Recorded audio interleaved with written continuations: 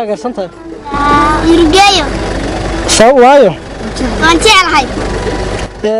heestaa ugu jeceshay sida oo dhan gaar ahaan heesta tirada masaxaad ka dhigan lahayd nabaraanay gaaray maxaa la wada hadalka aad iyo aad ma u salaamay dhammaan xidigaagiisa intaan isaqalaa miyaa jabarjadi lahayd